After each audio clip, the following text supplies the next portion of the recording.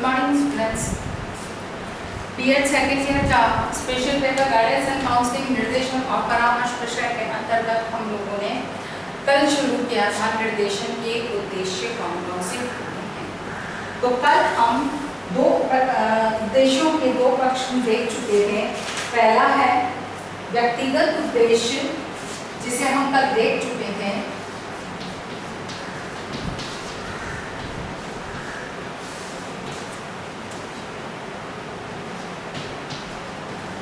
व्यक्तिगत रूप से उद्देश्य निर्देशन के क्या उद्देश्य होते हैं, यानी कि एक व्यक्ति विशेष के लिए किस प्रकार से निर्देशन के उद्देश्य होते हैं। और दूसरा था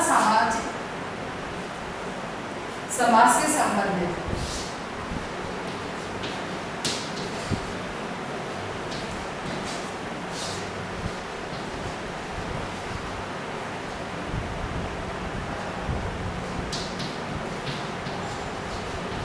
समाज से संबंधित। आज हम अब तीसरा जो इसका उद्देश्य है निर्देशन का उसके बारे में चर्चा करेंगे। वो है व्यवसाय संबंधी उद्देश्य।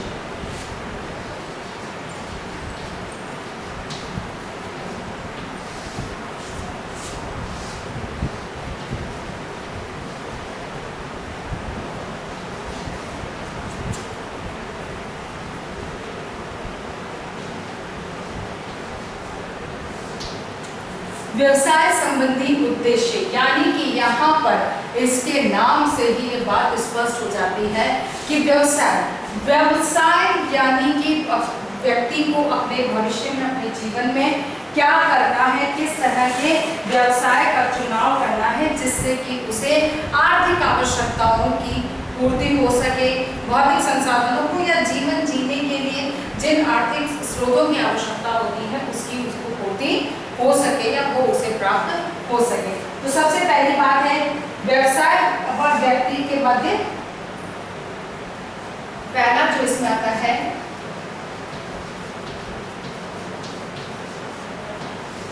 व्यवसाय व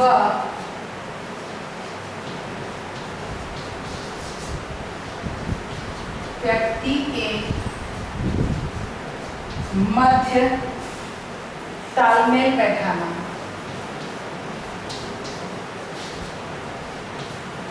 ठीक है, पहली चीज जो यहाँ स्पष्ट है वो एकदम है कि व्यवसाय और व्यक्ति के बीच में तालमेल बैठाना, यानी कि किसी भी व्यवसाय को करने के लिए व्यक्ति को उसकी अपनी रुचि, योग्यता, क्षमता, व्यवसाय से संबंधित ज्ञान, जानकारी या ज्ञान जो भी है, यानी कि किसी भी व्यवसाय को करने के लिए एक व्यक्ति विशेष में जिस प्रकार की आवश्यकताएं या गुणों की आवश्यकता होती है वो व्यक्ति को उसके लिए प्रशिक्षण प्रदान करना, उसके लिए दिशा निर्देश देना, जिससे कि जिस व्यवसाय का चयन पहले तो व्यक्ति अपने रुचि, योग्यता और क्षमता के अनुसार सही व्यवसाय का चयन करे, और दूसरी चीज जब वह अपने व्यवसाय का चयन करता है तो उस व्यवसाय के साथ में वह तालमेल बनाकर और उस व्यवसाय को कर सके। इसीलिए इनके मध्य तालमेल किस तरह से बैठाना चाहिए या किस तरह का तालमेल होना चाहिए इसके लिए निर्देशन दिया जाना चाहिए या निर्देशन दिया जाता है। अगला है व्यवसायों के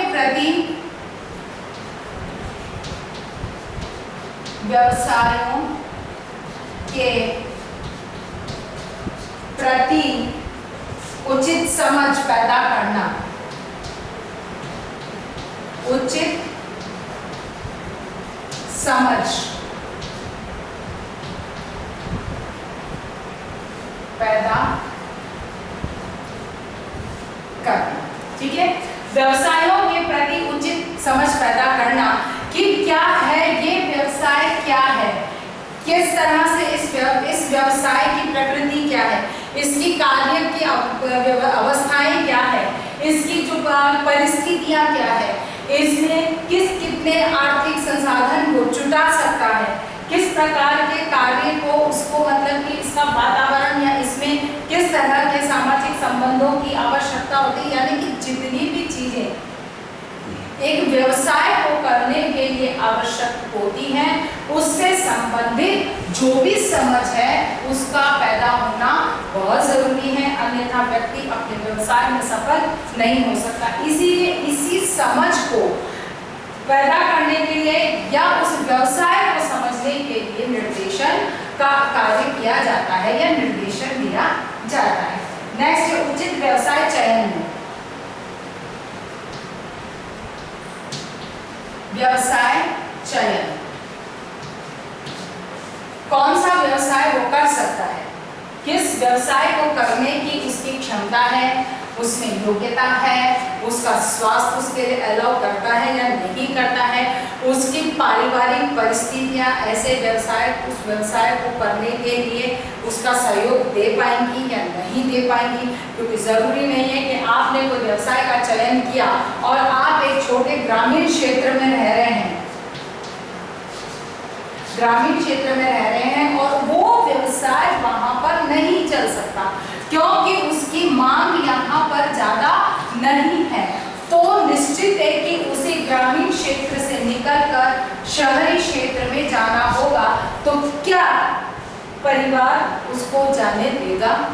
कहने का मतलब यह है कि व्यक्ति की अपनी पारिवारिक परिस्थितियां, उसकी आवश्यकताएं, उसकी जरूरतें, उसकी योग्यता, क्षमता, रुचि, इन सब के आधार पर वो किस प्रकार के व्यवसाय का चयन कर सकता है, इसे चुनने में उसका निर्देशन प्रदान किया जाना चाहिए। नेक्स्ट आता है विभिन्न व्यवसायों के निरीक्षण करने की सुविधा। विभिन्न व्यवसायों को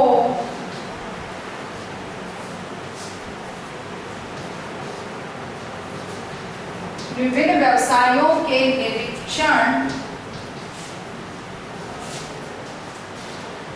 करने की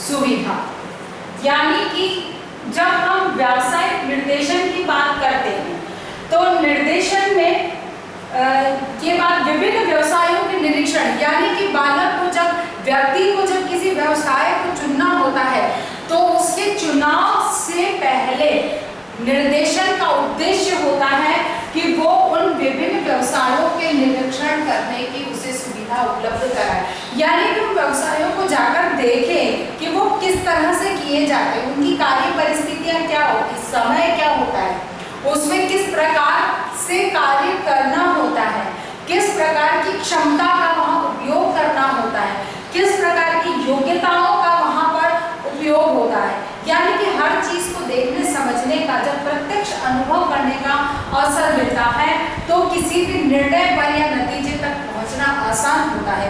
इसीलिए निर्देशन का उद्देश्य है कि वह सही व्यवसाय के चयन से पहले उसके निरीक्षण की सुविधा उसे उपलब्ध कराए या निरीक्षण कर लेने का अवसर उसे प्रदान करता है।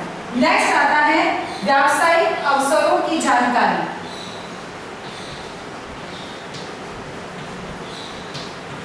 व्यावसायिक अवसरों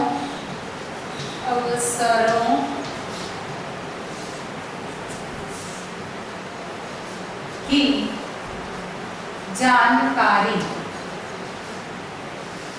व्यावसायिक अवसरों की जानकारी यानी कि अवसर यानी कि कौन कौन से ऐसे व्यवसाय हैं वर्तमान में, ऐसी कौन सी नौकरियां हैं जिन्हें आप आसानी से प्राप्त कर सकते हैं या जिनके आप योग्य हैं।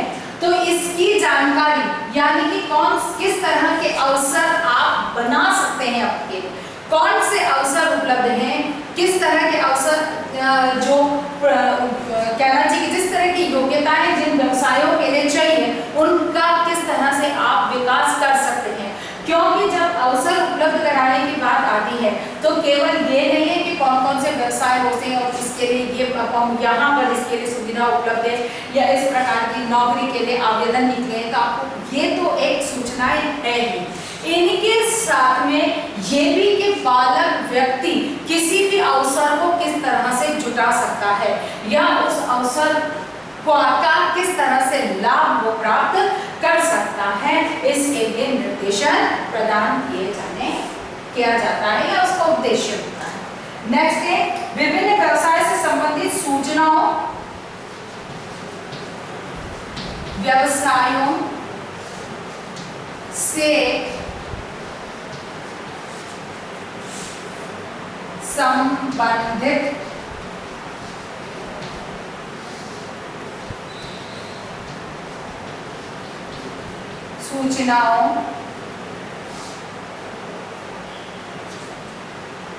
संबंधित सूचनाओं का विश्लेषण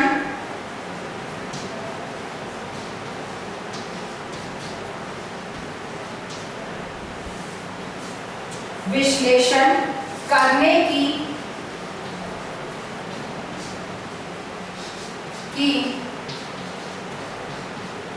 क्षमता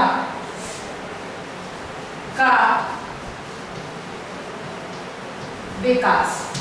ठीक है, व्यवसायों से संबंधित सूचनाओं का विश्लेषण करने की क्षमता का विकास कि विभिन्न प्रकार के व्यवसाय कौन कौन से हो सकते हैं, कौन से व्यवसाय हैं जिनको की मतलब कि उनसे संबंधित जो भी सूचनाएं हैं कि इस व्यवसाय से संबंधित, जैसे कि इसमें इसकी वेतन कितना मिलेगा, इसमें योग्यताएं कैसी होती हैं, किस प्रकार की इसकी कहना चाहिए कि एम्प्लॉय या एक अपने कर्मचारी में किस प्रकार की योग्यताएं वो लोग चाहते हैं, कैसे किस प्रकार के कार्य करने की वहाँ की परिस्थितियां हैं, वहाँ का वातावरण कैसा है, उसके स्वास्थ्य की दृष्टि से क्या वो उसके लिए लाभदायक है या नहीं है। यानी कि ये जितनी भी छोटी मोटी सभी सूचनाएं हैं इनको जुटाना और उनका विश्लेषण करना, क्योंकि इनका विश्लेषण किए बिना, क्योंकि जब हम एक सूची नहीं बनाएंगे उसका व्यवसाय विषय से संबंधित और उस सूची के अनुसार अपने आप को फिट नहीं देखेंगे कि जैसे वहां पर वेतन कितना वेतन मिल रहा है, कार्य का समय कितना है, परिस्थितियां कैसी है, ठीक है, कर्मचारी कैसे हैं, फिर व्यवहार कैसा है, ठीक है। यानी कि ये बहुत सारी इस तरह से बहुत सारी सूची बनाई जा सकती है। अब उसमें एक एक चीज विश्लेषण, अब जैसे यहाँ पर आपको 10,000 पेमेंट दे रहा है, ठीक है, तो क्या आपकी योग्यता शैक्षिक यानी कौशल, शैक्षिक योग्यता, ठीक है। अब आपकी शैक्षिक योग्यता जो है उसके अनुसार क्या ये 10,000 की जो पेमेंट है वो सूट हो रही है या नहीं हो रही है। अगर नहीं हो रही है तो यहीं पे क्रॉस लग जाएगा, यानी कि बात खत्म हो गई। यानी कि हर चीज को आप एक सूचीबद्ध करके सारी सूचनाएं जुटाओगे, जुटाने के आधार पर फिर आप अपने आप को देखोगे कि क्या इसका समय मेरे को सूट कर रहा है तो आप सही करोगे, कार्य की स्थितियां या परिस्थितियां, वातावरण कैसा है वो अगर आपको सूट कर रहा है तो आप टिक करोगे। तो यानी कि इस हिसाब से एक विश्लेषणात्मक सूची आप तैयार करोगे और फिर ये तय कर पाओगे कि क्या मैं वहां उस कार्य को कर सकता हूँ या नहीं कर सकता हूँ। यही चीज यहाँ पर है कि ये किस तरह से विश्लेषण किस तरह से किया जाना चाहिए, इसके लिए निर्देशन दिया जाता है। नेक्स्ट जो है इसमें लास्ट वो है कार्य के प्रति आदर्श भावना जागृत करना। आदर्श भाव जागृत करना, क्योंकि जब तक किसी कार्य के प्रति आप में एक आदर्श भावना नहीं होगी तो ये मानकर चलिए कि उस व्यवसाय के प्रति आप ईमानदारी से उस कार्य को नहीं कर पाएंगे। इसीलिए बहुत जरूरी है कि एक बालक, एक व्यक्ति ने जो किसी व्यवसाय का चयन करना होता है तो उसमें एक आदर्शात्मक मूल्यों का उसमें होना बहुत जरूरी है। इन्हीं मूल्यों के उद्देश्य के लिए, विकास के उद्देश्य से निर्देशन प्रदान किया जाना चाहिए। चौथी बात जो यहाँ पर निर्देशन से संबंधित आती है वो है शिक्षा संबंधी निर्देशन।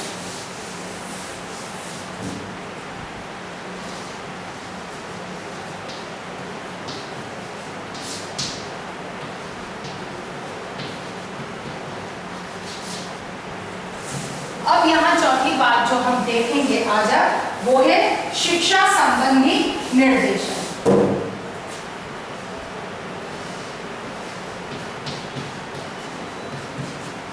शिक्षा संबंधी, ठीक है। शिक्षा संबंधी में हम पहला देखेंगे पूर्व प्राथमिक।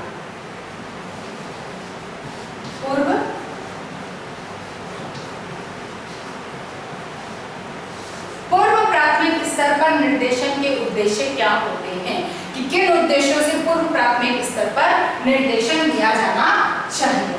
तो इसमें पहला आपका आता है आदतों का विकास।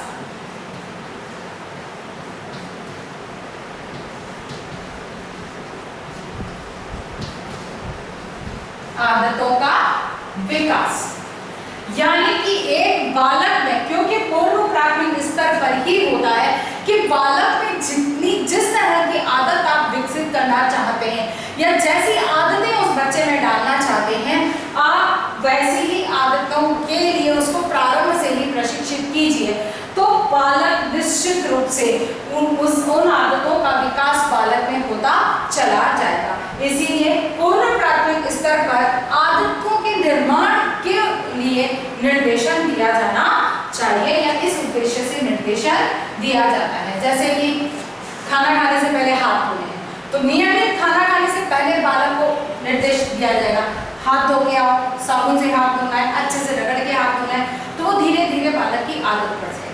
बालक प्रातःकाल उठता है, उठते कि बेटा ब्रश करना है, तो वो एक निर्देशन दिए जाएंगे कि नहीं ब्रश करना है, अच्छे से कुल्ला करना, अच्छे से दांतों को साफ करना, तो बालक में वो आदत पड़ जाएगी। फिर वो जैसे ही उठेगा वो सबसे पहले उसको ब्रश करने को चाहिए होगा। तो कहने का मतलब ये कि बच्चे में जिस तरह की आदत का विकास आप करना चाहते हैं, आपको उसी तरह से बालक को प्रारंभ से ही निर्देशन दिए जाने चाहिए।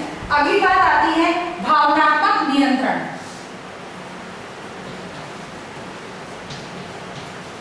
भावनात्मक नियंत्रण,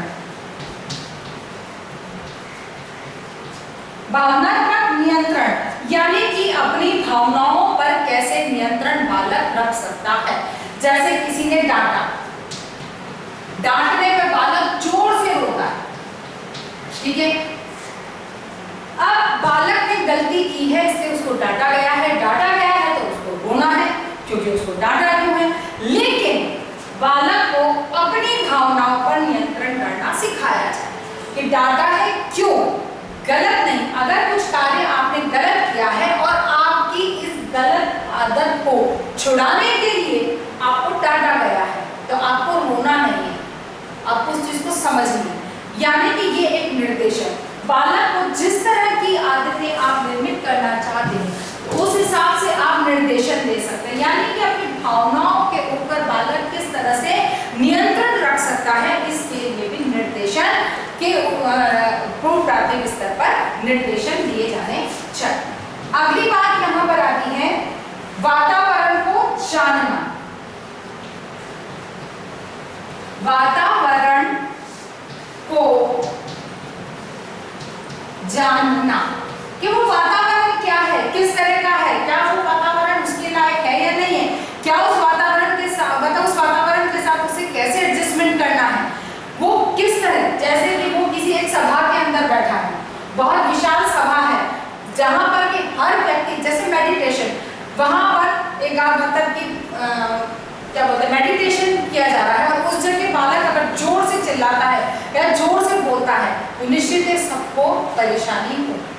तो यहाँ पर बालक को उस वातावरण को समझना, बिना किसी के निर्देश के वो वातावरण को समझे कि भाई जब सब जने चुपचाप बैठे, इसका मतलब आपको भी चुपचाप बैठना।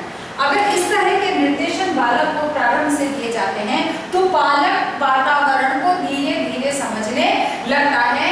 जहां पर जैसे बहुत सब हंसी मजाक कर रहे हैं, तो अगर उस वातावरण को बालक चिल्लाता है तो किसी को कोई फर्क नहीं पड़ता है। तो ऐसे में बालक को ये चीज समझ में आने लगती है कि हाँ, कौन सा वातावरण है, उसमें किस तरह का उसको व्यवहार करना है, किस जगह। अब कक्षा में जाता है तो वहां पर वो खेलने लगेगा, तो वहां का वातावरण खेलने के लायक नहीं, या फिर उस समय वो खेलना नहीं खेल रहे, वहां पर अभी शिक्षण कार्य हो रहा है, बालकों को पढ़ाया जा रहा है। अब बालक जाके खेलने लगेगा तो निश्चित रूप से पूरी कक्षा, जो वहां पर जितने भी लोग बैठे हैं, सबको डिस्टर्ब होगा।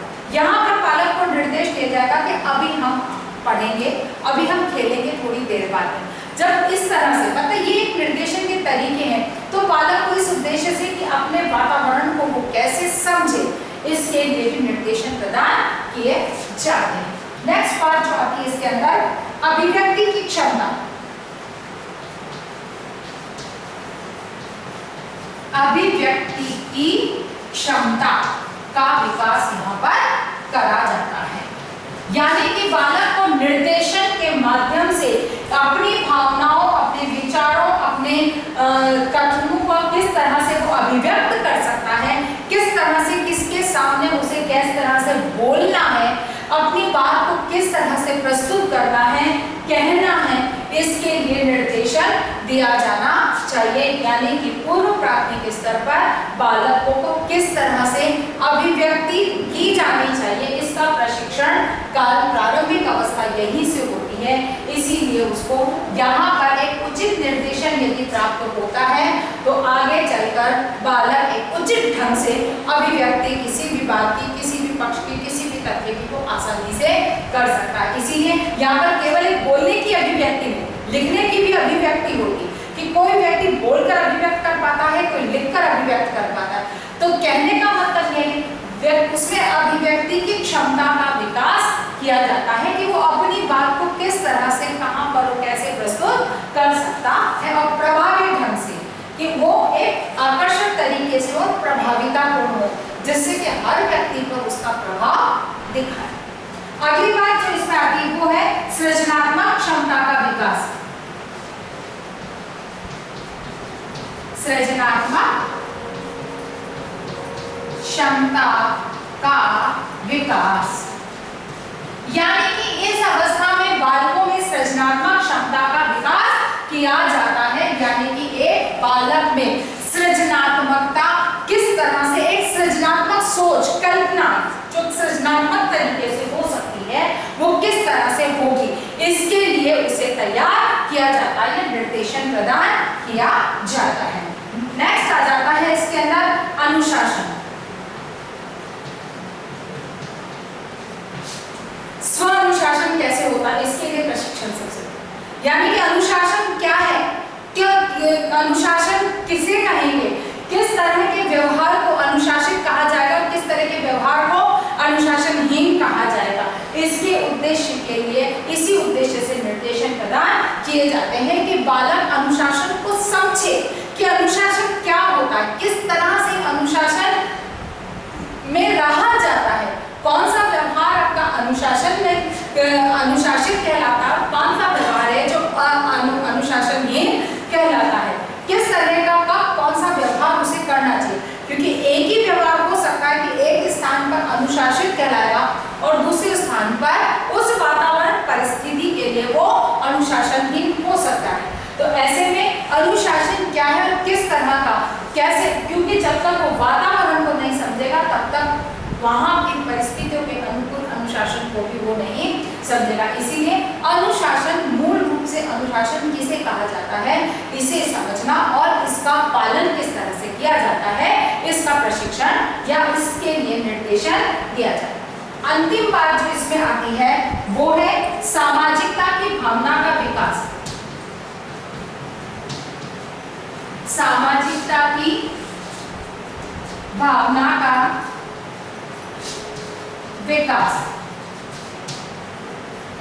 सामाजिकता की भावना का विकास कि एक बालक में, एक व्यक्ति में सामाजिक, क्योंकि वह एक सामाजिक प्राणी है, अतः उसमें सामाजिकता के गुणों का होना बहुत अनिवार्य है। इसीलिए एक बालक सामाजिक गुण में किस तरह के सामाजिक गुण होने चाहिए, समाज के मूल्य क्या है, किस तरह के मूल्यों का पालन उसे करना चाहिए, एक अच्छा नागरिक कहलाने के लिए उसे किस प्रकार के मूल्यों को, गुणों का उसमें होना चाहिए, इन सब का विकास सामाजिकता की भावना में केवल व्यक्तिगत गुण ही नहीं आ जाते हैं, बल्कि समूह के साथ कैसे मिलकर कार्य करना है, दूसरों की भावनाओं को कैसे समझना है, दूसरों के साथ में किस तरह से संबंध स्थापित करने हैं, संबंधों को किस तरह से पोषित करना है, इन सब का जो है निर्देशन पूर्व प्राथमिक स्तर पर दिया जा सकता है। क्योंकि पूर्व प्राथमिक अवस्था वह अवस्था है जिसमें कि बालक को जैसा सिखाया जाएगा बालक वैसा ही सीखेगा। यानी कि बालक को जो है पूर्व प्राथमिक स्तर पर जिस तरह की आदतें और व्यवहार के निर्माण के लिए हम प्रशिक्षित करेंगे, बालक का व्यवहार या व्यक्तित्व का जो विकास है वो उसी तरह से होगा। इसीलिए पूर्व प्राथमिक स्तर पर बालकों की जैसी आदतों का निर्माण किया जाएगा, जिस तरह के बातों को सिखाया जाएगा, ताकि वो बातें वो उसी के अनुकूल अपने व्यवहार को और आगे विकसित करता चला जाता है। पूर्व प्राथमिक स्तर के बाद में आता है उच्च माध्यमिक स्तर या उच्च स्तर पर।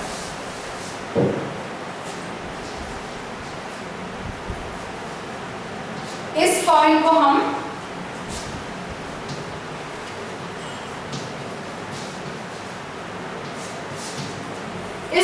हम निश्चित है कि अभी हम यहीं तक अपनी बात को स्टॉप करते हैं, यहीं पर अपनी बात को खत्म करते हैं। क्योंकि हमने आज पूर्व प्राथमिक स्तर पर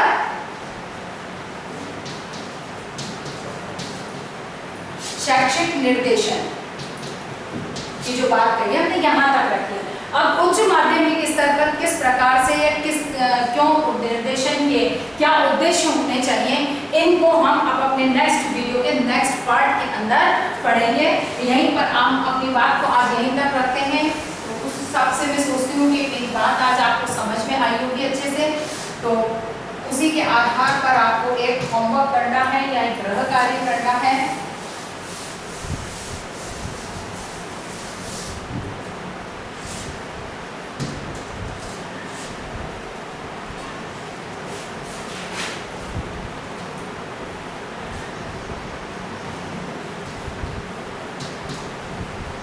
निर्देशन के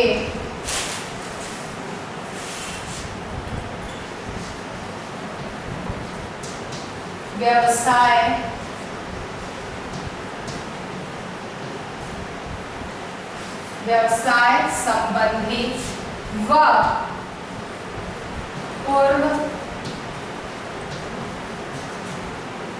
पूर्व प्राथमिक स्तर पर शिक्षा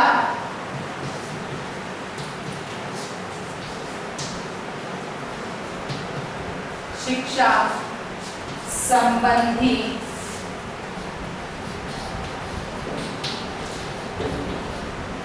निर्देशन के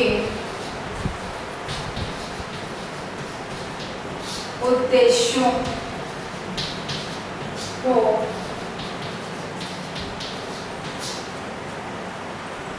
स्पष्ट कीजिए। यानी कि निर्देशन के व्यवसाय संबंधी व पूर्व प्राथमिक स्तर पर शिक्षा संबंधी उद्देश्यों को स्पष्ट कीजिए कि किन उद्देश्यों से व्यवसाय संबंधी व शिक्षा पूर्व प्राथमिक स्तर की शिक्षा संबंधी उद्देश्य निर्देशन के उद्देश्य निर्धारित मतलब उद्देश्यों के आधार पर निर्देशन दिया जाना चाहिए या निर्देशन के क्या उद्देश्य हैं। प्रश्नों को सही करते हैं। व्यवसाय संबंधी व पूर्व प्राथमिक स्तर पर शिक्षा संबंधी